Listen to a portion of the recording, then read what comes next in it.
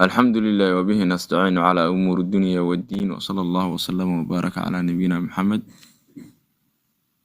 عن أبي ذر رضي الله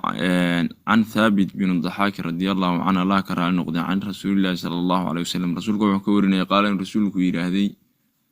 لعن المؤمن مؤمن كلنا على ضوء كقتله بلم تاي سوى للدليل أو كله حديث كان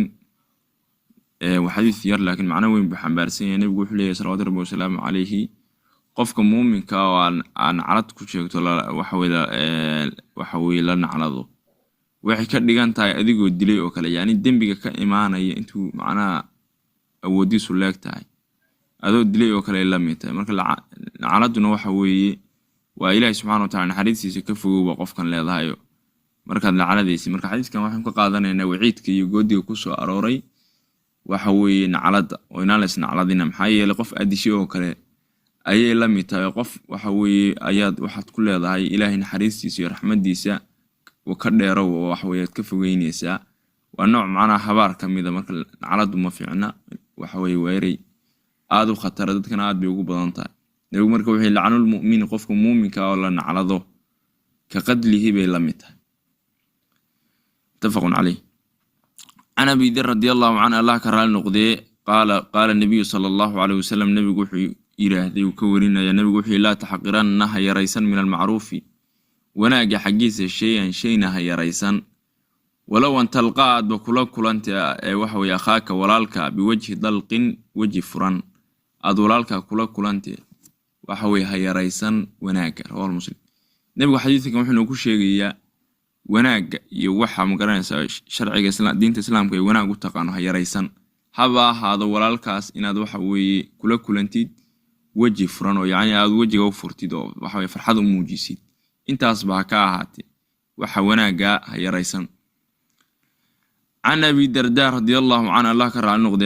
قال النبي صلى الله عليه وسلم نبي وحكى ورنا ين حديث النبي قال النبي كركي ساعة ما من عبد من النبي يراد أدون مجر مسلمة أدون قاسو يدعو وبريا أو توجا لأخيه ولا الكيس بظهر الغيب ما غنى شيء سحالك جسوين ياي وحوي إلهي أتوجا إلهي أبريا أدعيني يعني إلا قال الملك ملك باوح أرانيا ولك بمثل ولك أدعو بمثل باقوس ونادي وحنا ولك أو بريا سو إلهي ويديني سيد دعادة أدعونا وحوي من لك بعد لا يضاك له حديث كان وحو إن تصينا يا أهمية دي لا الدعاء ينا القف وحوي كامقا أدو دعايسيد مركا لأخيه ولالك بالير ولالك عسود ولالك إسلام نمضى تكولا لو دينوي marka isagoo ka maqan inaad Ilaahay u barido oo u ducaysid hadii arintaasi dhacdo adeegana malag baa intuu wax ku oranaya walaka bimithli adiguna waxa leedahay waxaad walaalka waxa Ilaahay u weydiinaysid wax la mid ah cilmi baad u weydiinaysaa adeeg walaka bimithli waxa weeye khayr iyo wanaag iyo tijaarad u bariyaysa walaka bimithli wax kasta walaalka waxa weeye u toogtid oo Ilaahay subhanahu wa ta'ala u weydiisid adeegana malag baa wax ku oranaya walaka bimithli sidoo kale aad leedahay waxaasi waa waxa shardigaduna waa inuu yahay wax diinta islaamka ku banaan oo wanaag waa inuu yahay waxa walaalka u bariyay laakiin hada macaasiyo balaayo adigu ducaynaysid inuu meel daran ka dhaco taasi de waxa weeye waa khatarteeda leedahay marka qofka muslimka waxa raba qof kale walaalkiisa muslimka inuu u duceeyo inuu soo ducayno waxa yeelay waxaan malaa'ig baa inagana waxay oranaysaa malag baa wuxuu ku oranaya adiguna waxa walaalka ugu ducaysay wax la mid ah leedahay عن معاوية رضي الله عنه الله كره أنه ذي قال النبي صلى الله عليه وسلم نبي وحي إلهي حديثي نبي قال كركي ساعته من روحي يريد الله إلهي ولدونه به من كسب خيرا خير ولدونه يفقهه وحفانسيا في الدين دين تفانسيا قفك إلهي سبحانه وتعالى وخير لدونه وناق لدونه دين كيسو فانسيا مركا خير كان هو خير خصوصي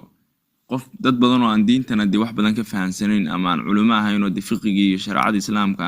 aan aad u aqoon oo hadana khayr leeyahay jira laakiin waxa laga wada khayr waxa weeye badan oo fadli gaar ah waxa la dadka diinka Ilaahay subhanahu wa ta'ala uu fahansiyo ruuxaas fadli gaar oo weyn leh laga qaadan maayo marka mafhuum mukhalafada oo lidka ku ah oo ah qofkii diinta aan fahansan inuu san khayr lahayn arintu saas ma laakiin waxa laga wada khayr badan waxa la siiyay waxa weeye fadli dheeraada qofka diinka Ilaahay subhanahu wa ta'ala waxa weeye uu diinka fahansiiyay marka dadka kalena khayr way leeyihiin marka waxa weeye barakadaas iyo khayrkaas iyo fadliga dheeraadka bay dadka dheeriyiin oo dadka ahlu cilmiga oo fuqahada oo diinka Ilaahay subhanahu wa ta'ala fahmay man ruuxu yuridillahu Ilaahay uu la doono bihi mankaas ba khayran khayr uu la doono yufaqihu wuxuu fahansiiyaa fi diini دينكو فانسي متفق عليه